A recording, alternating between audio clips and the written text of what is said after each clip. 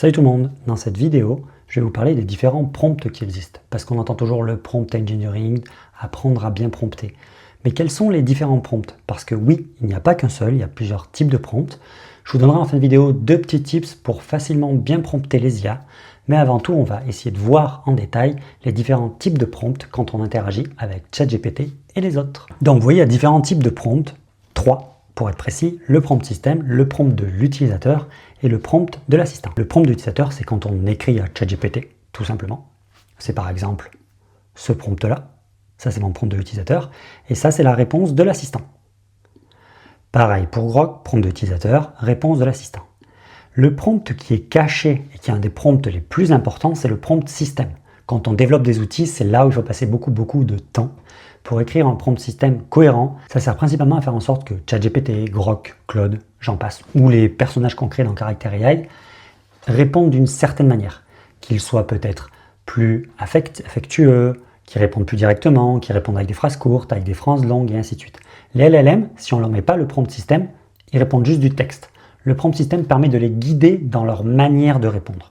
Donc toutes les interfaces de chat avec lesquelles on discute, elles ont des prompts systèmes qui leur permettent d'être soit plus amicales, soit moins amicales, répondre avec beaucoup plus de détails, où on leur explique que par exemple, quand quelqu'un te demande de faire une recherche web, tu vas utiliser un outil qui s'appelle recherche web. Quand on te demande de générer une image, tu vas appeler l'outil qui s'appelle image generation, et ainsi de suite. Ça, c'est le prompt système. C'est la chose la plus importante. Si vous êtes curieux, les prompts systèmes, l'entreprise derrière xAI qui fait Grok a ce repository où ils expliquent, où ils mettent à jour tout leur prompt système. Donc on voit le prompt système pour Grok 4, pour Grok 3, pour la Deep Research, pour l'analyse et pour l'ancien Grok. Donc si on clique dessus, on voit le prompt système, il nous explique, il nous montre en détail quel est le prompt système.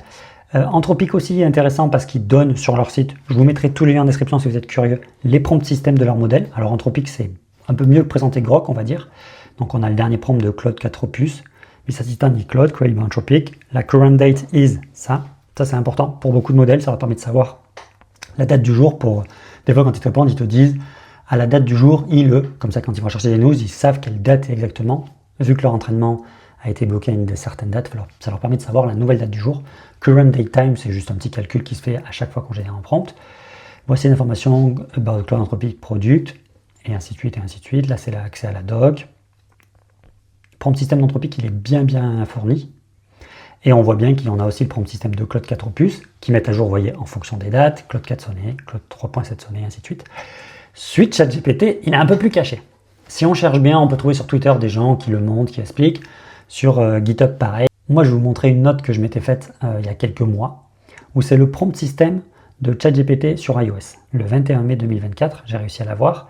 You are ChatGPT, a large language model trained by OpenAI based on the GPT-4 architecture. A few moments later. Alors, ça c'est le nom des outils et qu'il a accès à Python. Voilà un exemple de prompt système.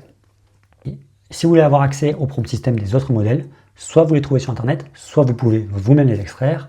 Il y a plein de petites astuces. Pour ceux qui les connaissent, n'hésitez pas à les mettre en commentaire. Et pour les autres, n'hésitez pas à me poser la question. Je vous enverrai un lien qui vous explique comment extraire les prompts systèmes. Des fois, c'est un peu tricky, ça dépend de chaque outil. Ensuite, nous avons le prompt utilisateur. Comme j'ai montré tout à l'heure, c'est le message qu'il y a ici. Vous voyez, ça c'est ce que moi je lui envoie. Donc, il n'y a rien de bien compliqué. Et le prompt de l'assistant, c'est sa réponse. Mais comme vous avez pu voir, ce prompt utilisateur, il est un peu particulier. Vous avez mis, j'ai mis entre balises role, task, requirements, output style et expandability. C'est un nouveau type de prompt pour les utilisateurs pour mieux apprendre à guider les IA dans les choses que l'on souhaite faire. C'est super intéressant quand on crée des outils. En fait, c'est un prompt où on l'entraîne sur une manière de coder, donc soit en XML, soit en JSON. C'est une manière de dialoguer entre des outils de développement pour être très vulgarisateur.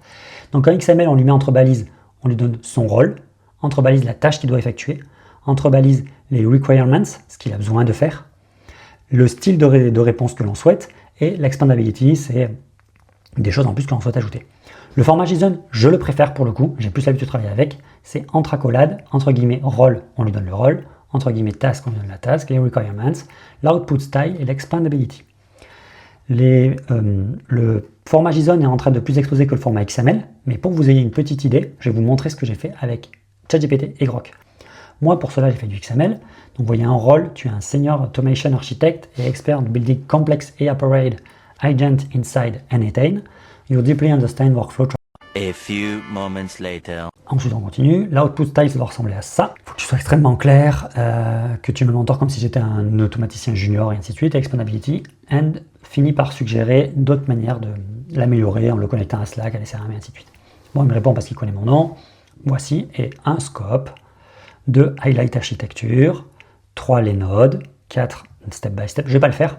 Si vous êtes curieux d'avoir ce prompt, n'hésitez pas à le mettre en commentaire, je vous le donnerai, ne vous inquiétez pas. C'est un prompt qui permet facilement de créer des automatisations sur N8N.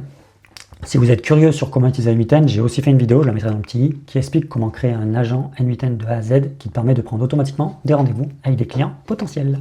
Il ressemble un peu à celui-là, mais c'est pas exactement le même. Ensuite, il t'explique tous les détails. Donc voilà, il répond. Et pour le coup, il répond une plâtrée, mais c'est super bien. Et il finit avec des manières de l'améliorer. Des webhooks, utiliser OpenAI pour scorer les utilisateurs, le CRM, et ainsi de suite. Et pour les plus curieux, voir si ça marche avec d'autres modèles que OpenAI. Je l'ai testé avec Grok, mais l'idée est pareille. Step 1, voilà ce qu'il faut faire. Les requirements. Step 2, une architecture de haut niveau. Step 3 et 4, les nodes recommandés, la configuration. Après, il me donne des bouts de code, il m'explique comment faire. Les requests HTTP que je dois faire, le node email, le node Google, et ainsi de suite, et ainsi de suite, et ainsi de suite. Et donc voilà un exemple avec ces deux styles de prompts qui sont en train d'apparaître au format JSON ou au format XML. Ils les comprennent très bien. Ça demande un peu plus de technique, nous, en tant qu'utilisateur, si on n'a pas forcément l'habitude. Mais si vous créez des petites applications avec IA, franchement, utiliser ces formats-là, c'est hyper puissant. J'espère que cette vidéo vous a plu. Si c'est le cas, like, partage, abonnement, ça fait toujours plaisir. Et si tu souhaites aller un peu plus loin dans l'utilisation d'outils IA comme Cursor pour développer des applications iOS en moins de 10 minutes, je te conseille cette vidéo. Sur ce, tchuss tout le monde!